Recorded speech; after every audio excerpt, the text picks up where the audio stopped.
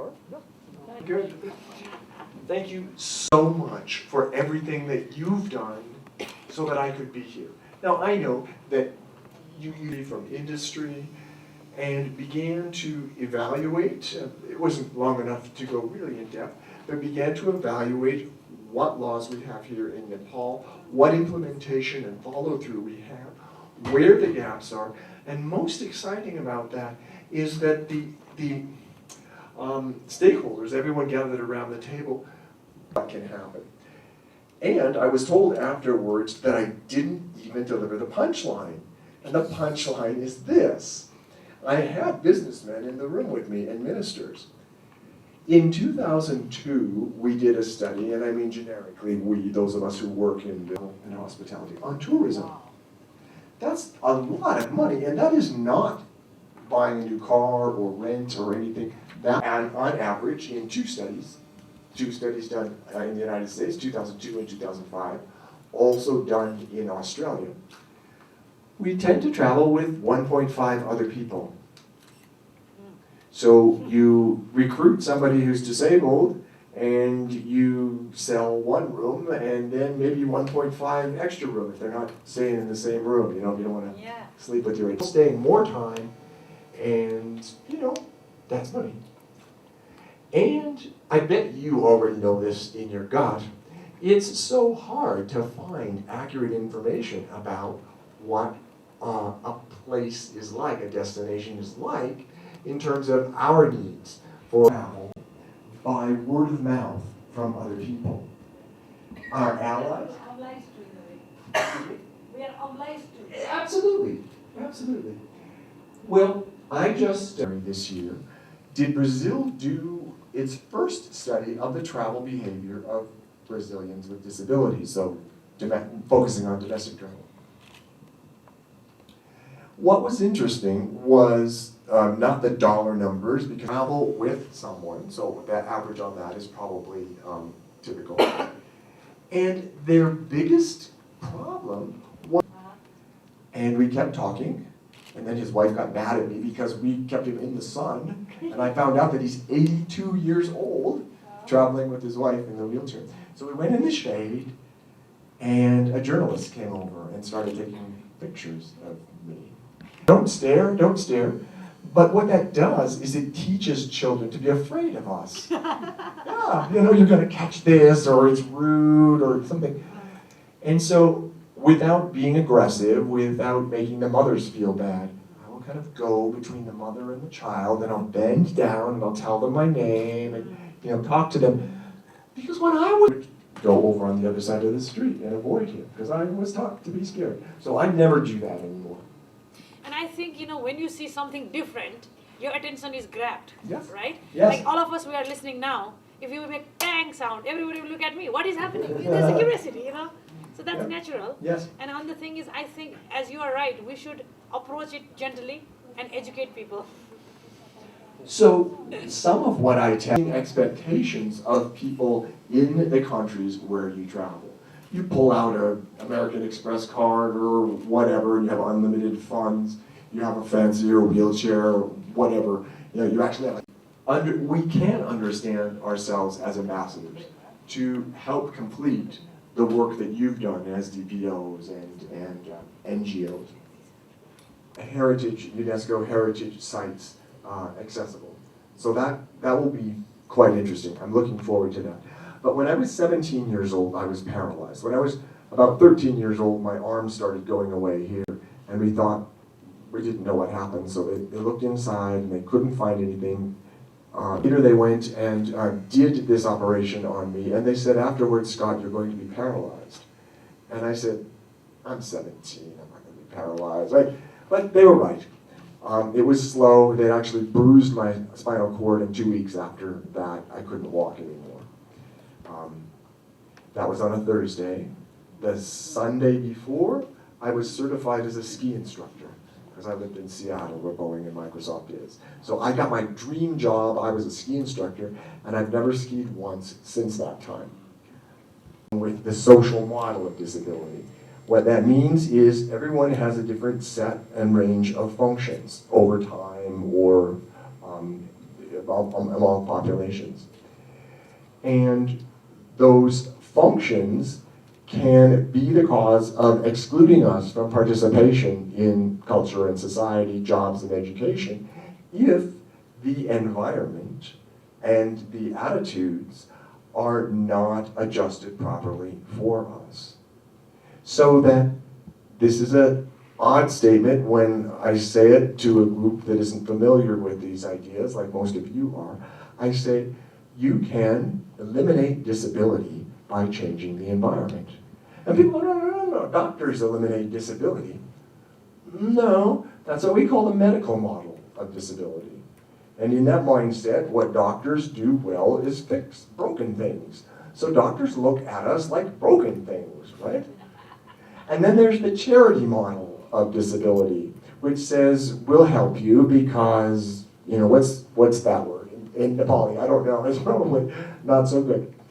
But we have pity, we have not empathy or compassion, but we have this sentimentality in the charity model. There is definitely a place for charity. I'm not saying there's not a place for medicine and not a place for charity. But when we work to try to change the system, the government, the regulations, the building norms and whatever, we're following the social model of disability. And the way that I think that we make that transition to people in power, architects and bus drivers or whatever it is we say, you stopped imagining us. For flat entrance. Hallways, at least, and I do it in inches, at least 36 inches wide, the hallways. And of course the doorways, wide enough for a wheelchair to get in. And the bathroom, big enough so that when you get inside, at least you can close the door and have some privacy. And have to be visitable by people with disabilities. If somewhat different, that then will be copied by other people. We saw that happen when the Marriott Hotel moved to Fiji in the Pacific. And finally, the shopkeepers got together, went and talked to the manager of the Marriott Hotel and said, I think that we are at, but I can see that Nepal is going through some great economic growth. I know a person in the United States. And they might not have a disability, but they, I was talking to, what to say, but that was very exciting. There are many NGOs and projects who will donate an economic niche for someone to repair them or to actually build them here. My wheelchair breaks, if I get dengue, whatever. People are. Now we're at the next slide, and she was in a red swimsuit, I guess, on the beach. Now she's in kind of short jeans with her arms extended like she wants to hug the sun or is ill too. So Tina is, oops. So there she's sitting in front of stairs, which since she's a doll, the stairs look like the Empire State Building skyscraper. And the word which would translate in English to lift or wheelchair lift. I wish I had memorized it.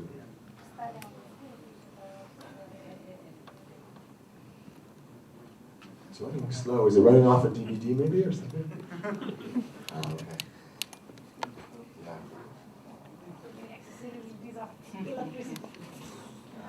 Like you, that despite all these difficulties, you are still interested in discussing the topic of inclusive tourism in Nepal.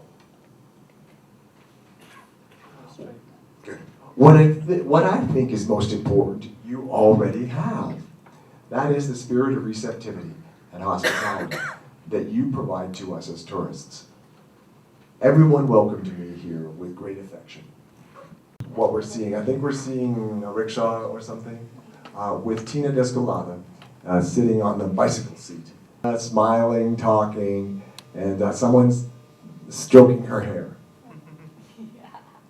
Here's a woman who looks like she doesn't know what she makes of this, She's reserving emotion on her face. Tina is still wearing the same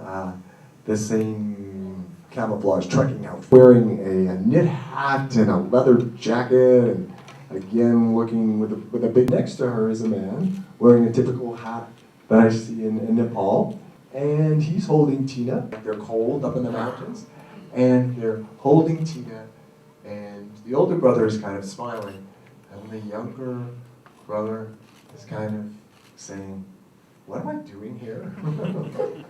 What? Now we have a young girl with a ponytail, and it looks like she's maybe on her knees in front of a bench, and Tina is on a bench. It looks like they might be talking.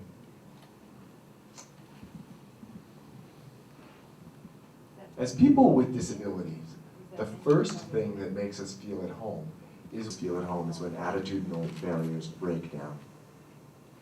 Prejudice, accessibility, especially in urban areas. So here is Tina, and she has found a superhighway to get herself around because she's a lot smaller. It looks like she's walking on a path, but actually she's rolling on top of a stone wall. So that's knowing all the obstacles that I would find is on someone's backpack, on his shoulder, but behind. And in the world of imagination, we can do anything. We can even go to Pikey Peak or see Everest. And here she is with the Himalayas in the background, and she is sitting on the edge of a rock. Picture of Martha up there with a great big smile. And then there's a picture of me, and there is Tina wearing, I don't know, some pretty cool clothes. Nirmala Gyawali. I'm the Executive Director of Ability Development Society of Nepal. I had opportunity to be in abroad, Greece. When there are more problems for people with disabilities, tourism is a luxury. Right. I'll give you one good example that I just faced. I'm a person that believes to do things independently as much as possible. If possible, I don't want any other involvement of anybody in my lifestyle. Once I went to one of the well-known commercial bank of Nepal. I have my account. I wanted to withdraw money. I went to the bank, and you know what the banker said? They said they need a person that could be standing as a proof to withdraw money. And I said, come on guys, you are losing my independence. I don't want my money to be withdrawn, that I don't want XYZ to know that I am withdrawing money from the bank. Where is my security? If my colleague knows that I'm withdrawing 10,000 rupees from the bank, and my colleagues asked me that I got to lend him money, how am I going to be safe, number one? Number two, my colleague knows that I'm withdrawing money because you needed evidential proof to be seen, somebody. If my colleague expects that I spend money, where is my independent right? We go. And you were saying that we have to spend 1.5 days, one on this and that. This morning, I had to come from Banastali. I have to plan 1 hour extra because I have to find the location with my cane. People are busy. The streets are different every day. Today there is a good street, tomorrow there is a big hole, nobody informs. So when, basic needs are challenging, tourism is a luxury. And I really appreciate your presentation, but I was just, there's so much to be done, and we need to prioritize the basic needs, basic rights, than the extra luxury. I'm sorry, but I loved your presentation, and I was just giving the bitter experience that I just went through. Thank you. Thank you. Sometimes you're being carried away by, so the thing is that I am so used to being carried so many times. This afternoon I was carried in KFC. So like even we accept that this is Nepal and the accessibility is not good as an instance. Right. But there is a small place in my heart and maybe in your heart and Yeah. that we don't like to be carried away, and it feels a lot of like less dignity. So what are your experience about that, like being carried in an elephant and then other in different places? So how do you think it is? Should we take it as a positive thing, or as I read in India, someone activist is that I don't like to be carried like a bag of potatoes. Exactly. So, like, what are your experiences, or what do you think about that? Thank you. Well, very nice cologne. So countries. So what I'm trying to do is represent accurately what someone coming from anywhere else in the world will see. Here in the photos that you see on Photoshop, I'm being carried around a lot because that's the only way to get around here. Now, I know that you're working on infrastructure and rights and independence, but some of my friends will come next year, and I want them to know, what's real. So my personal experience of that, I actually have a fever right now. It started this morning. And I, today, don't really have the energy to push myself around anywhere. I'm very much an American. When I say accessibility, I mean independent access. Some friends of mine and I were doing training throughout India, and we had rooms full of hotel workers. And before we came, they would say, yes, our hotel is accessible, it only has 3 stairs. And I said, if your wife is pregnant, she's either pregnant or she's not pregnant. If your hotel has stairs, then it's not accessible, it's either or. Your travel in Nepal, what's the obstacle and where is your experience, it's good experience in Nepal, and which place have you been there? All of those were wonderful. I have never been here before, so the colors, the smells, the people's facial expressions or whatever, I took lots of pictures, which you saw. I knew that, I wouldn't be able to get up and down driveways and streets or whatever, so I, had people helping me. See, here's the thing. I like to live in my life independently, but when I go somewhere else, I'm a guest.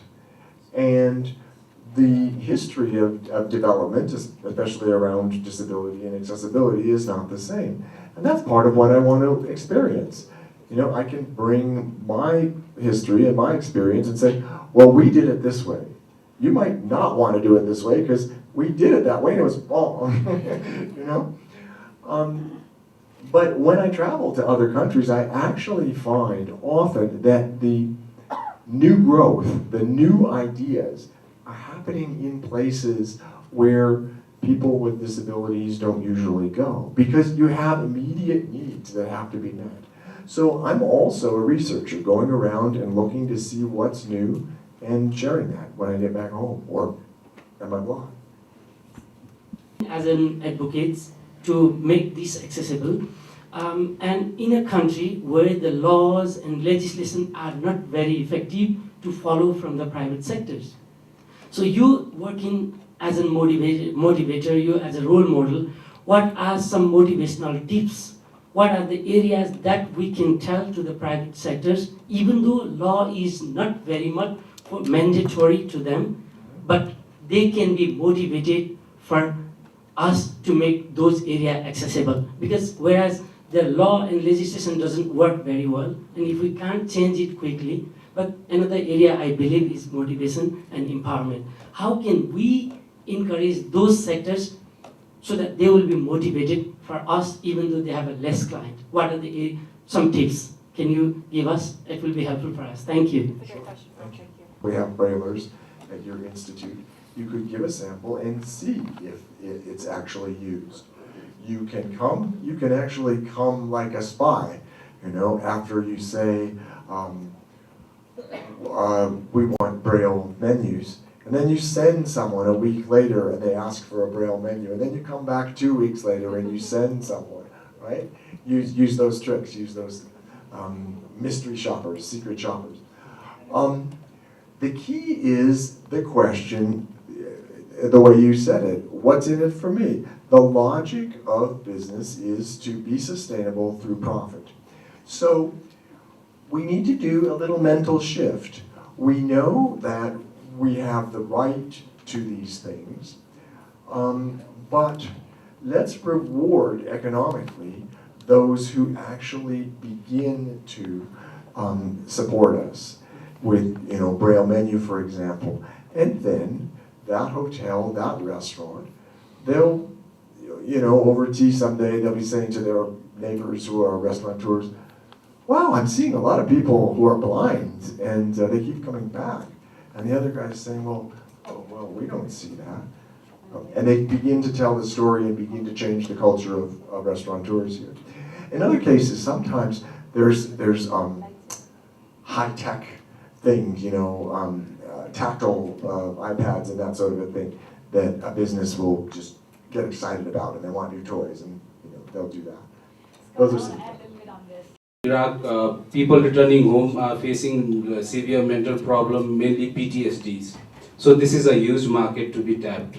Well, India has already tapped PR tourism, and UK Ministry of Defence, they have signed an agreement for 5,000 people to come to Sarnath and Bodh Gaya for meditation. Why can't we bring those people here? That's a great idea. Absolutely. It was no, that wasn't Norwegian Cruise Lines. It was Caribbean Cruise Company put out a new class of cruise ship. It held almost 4,000 people, 3,998 or something like that, passengers. One day they got a phone call a couple months after the ship had gone out for the first time, and they said, we want to charter your ship. And the person said, what? We have 4,000 rooms. I said, yeah, we know what we're talking about. We want to charter the whole ship for a week in the Caribbean. And they said, okay. We're all deaf people. Oh, sorry, yeah, can't read my lips that direction. We're all deaf people. And we are going to fill your ship. And they did. Every room. Well, for many years before that, they had done an annual deaf cruise in the United States. In fact, there are several that happened, but this was the big one.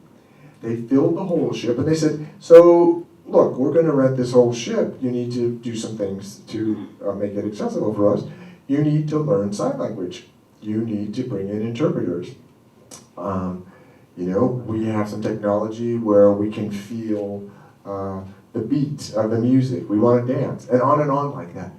Afterwards, the company was ecstatic. They had so much fun, and their staff had new skills. So I do talk about physical disability. It's actually harder, more expensive to accommodate, but when I come to a place, I like to talk from my own experience, and I like to leave experts bubbling in their own country to take over and say, well, Scott only talked about part of it. I can do better. That's the entrepreneurial spirit, It's like, I'm going to do better than Scott, which really isn't all that hard. Add value on this what you are pitching now. My query is, have you ever had chance to go through any documents or any reports that the organizations like bilateral agencies, for example, let's talk about US aid. They are investing quite a lot money to help countries like Nepal. How often they really think about to invest in this kind of industry? That's one thing I'm really thinking about. That all this development cooperation that can make some changes or could influence all the practices that we are complaining here now. So how is your experience? Talked like this about what the real needs were and educated them, and then the DPOs went off, and I've seen where they've landed money. And also, a man now who's not disabled found out about that, and he works with the safari resorts and various things, and he's started to create standards, and when he's invited by a country, even though he's not disabled, he says, you need to do these kinds of things, and they look at him like, why? You know, because you're not disabled, well, why would we do this? And then that opens doors. Sure. I just wanted to raise a good policy discussion. You know, and the challenge, I think, from an outsider working in Nepal now for a couple of years, is always the same line that I hear. I'm sure you hear a lot. We have the guidelines, we have the policy, we don't have the implementation. And so that was the running theme of the morning. So the question is, how do you get from policy to implementation? And while USAID, as you rightly point out, does spend a lot of money here, $88 million a year. And throughout the USAID strategy, inclusion has to be by US law, that's mandated by Congress, that it has to be built-in inclusion. And so inclusion for us means gender, it means youth, it means traditionally disadvantaged groups here, but we're talking about caste, different ethnic groups, and we're also talking about people with disabilities. This travel have really motivated us quite a lot to go further ahead with the move that you have just carried out. Okay, especially, you know, I have made persons with disability, but I do also provide training to the those persons who do not have disability, especially on disability and development. And while talking in terms of the issues of persons with disabilities, what I have found that the attitudinal barrier is the biggest one, which is obstructing all other barriers like physical and environmental and other social and so on. So just talking about like issues, if we talk in terms of Nepal, we do have quite lots of policies and even acts and laws. But what we have found here, I mean, the DPOs in Nepal have been fighting for more than 2 decades for the rights to make this implemented, but it's still the duty bearers, especially the policy makers and the whoever are in the state who are there to who have that authority to implement these policies, you know, they do not have that real feelings of this disability, and I mean, just they cannot go inside, especially. So this might be due to the attitudinal problems, and it's been very difficult for us to, you know, we do have lots of policies, but a very less implementation, and because of which we haven't got that result as much as we wanted, we anticipated. So far, since you have a long experience in this disability movement, just my very short query is that how could, you know, we can change this attitudes of these people so that we can, you know, bring our dream into reality to make an inclusive society. That's all. Thank you so much. Sure. They were deaf and dumb, and though they had a guide. Just a language thing. You don't need to say dumb, just deaf. Okay. Dumb is in English is so negative. Sorry, my apologies. Please accept It's my okay. apologies. Okay. And the thing was, they had a guide, but then he was not well versed with the language, and they had trouble, you know, identifying with the places and knowing where they were. And the thing was, what I did was, I wrote them in a paper and said, you're in these places, and you have visited these places. And later, I went to Kandruk, and there is the Office of Annapurna Conservation Area Project that looks after the tourism in that area. And then I asked the official if they had any provisions for helping those kind of tourists, and if they have any provision for setting up, you know, signposts with sign languages so that the people, those tourists, can easily trek through the region.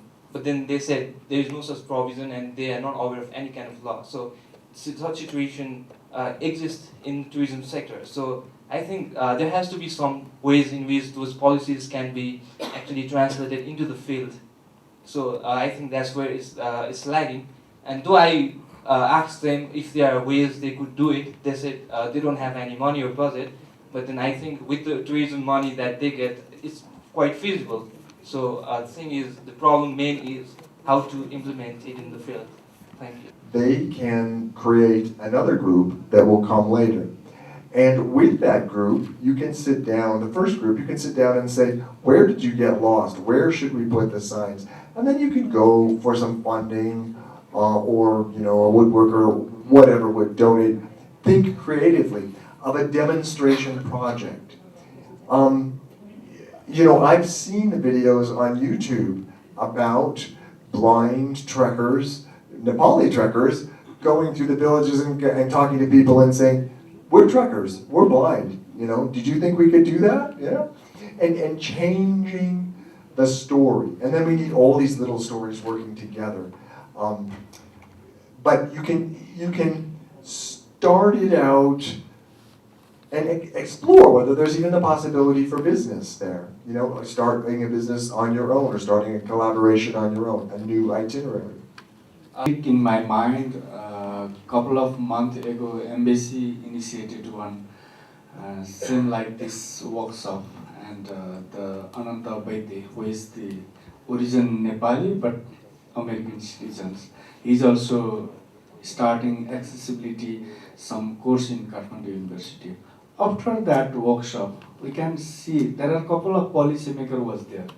We can see something changing in our road construction, little bit example, not perfect, but we can see some glimpse. So that is the positive sign.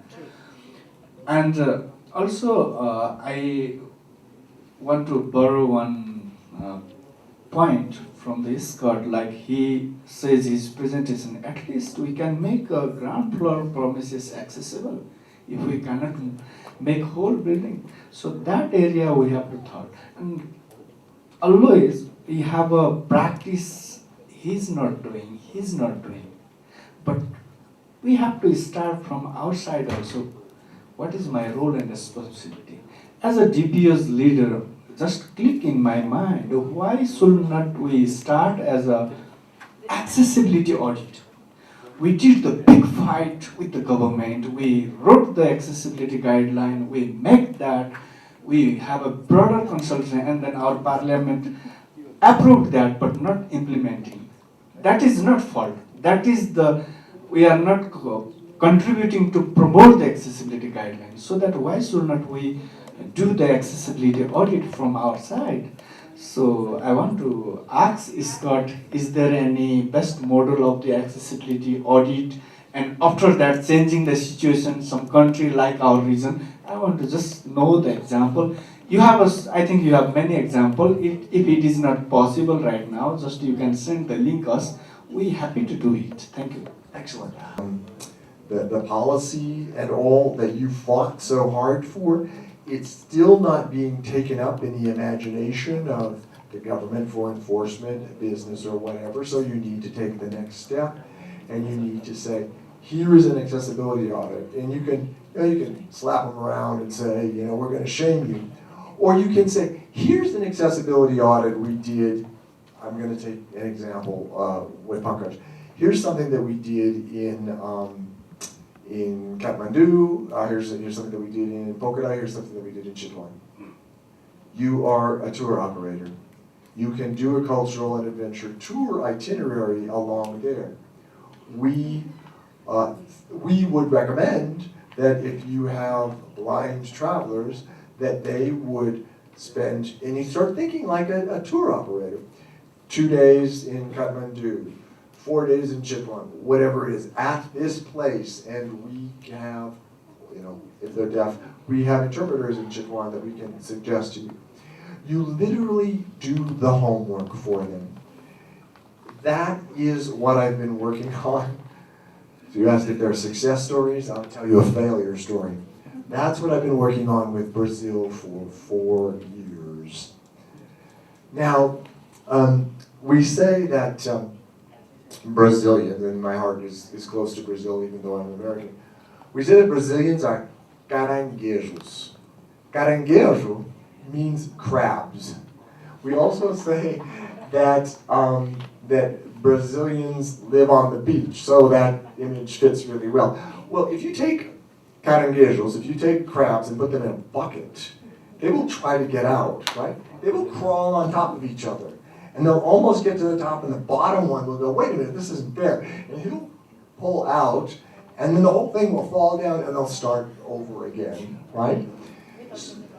What's that?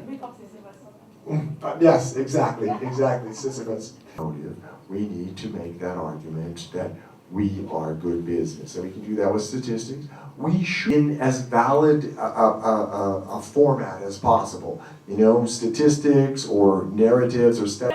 His determination is higher than Mount Everest. That's what I found. I met him last year, July, in California.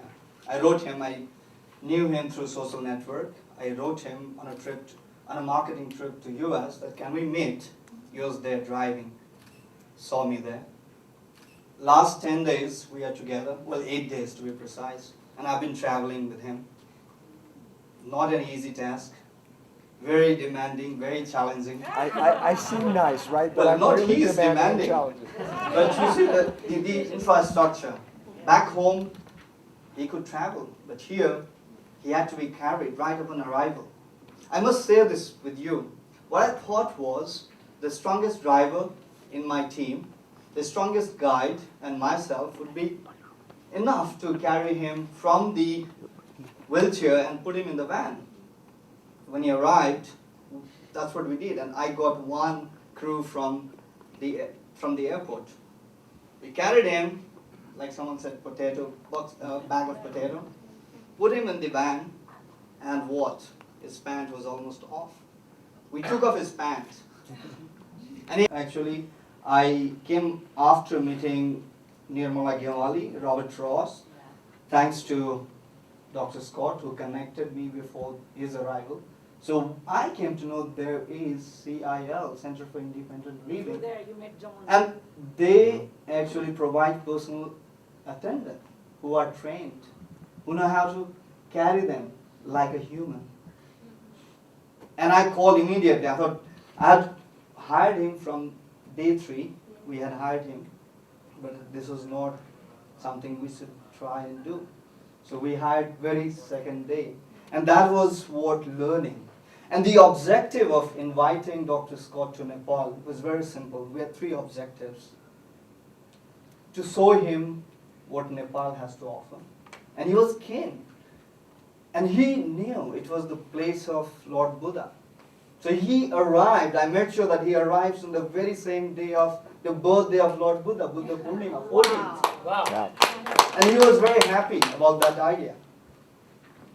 And to educate the operating sector, so we included the tourism operating sector. We did marathon of workshops. I had to push him at times. Chitwan, 42 degrees, burning hot, and he was speaking for 2 hours. He would not stop, and there were question and answer round. There was no reason to stop. See, and Pokhara, the same thing repeated. And yesterday we had 2 sessions, one in Handicap International for hoteliers, so he could educate them how to make ramps and get a new segment of tourists who are ready to pay, domestic or international. And evening we had another round of workshop at Manaslu Hotel for tour guides. So next time they will not go just to learn Chinese or Korean, but they would go to learn sign language. Cool. They would go and learn how to handle, how to carry, how to handle wheelchair. That would be their added skill. And third objective was to inform. Now he is Buddha first. He's brand ambassador for Nepal, and he's determined. You know, that's what has made him higher. And personally for me, while working with him, that reminds me the famous quote of Warren Buffett, I tap dance to work every day. I tap dance to work every day with him for 9 days, despite of all the hiccups. Thank you, Scott, for traveling, choosing to travel, to Nepal. And thank you all, ICL, all the NGOs, DPOs who helped, hotels, I have to name Hyatt, Himalaya, Fulbari, Barahi, and for hosting Solti Crown Plaza, Manaslu, Handicap International, and US Embassy for believing on our dream. Because someone had to take a lead. It was not an easy task, but that was the right task to do. Mixing opportunity, business, and the social sector. So we have to go a long way.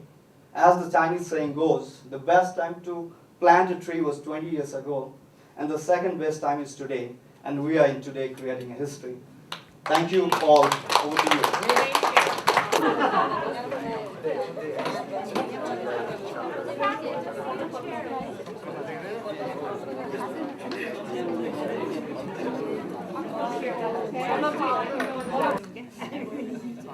Okay, I'm done.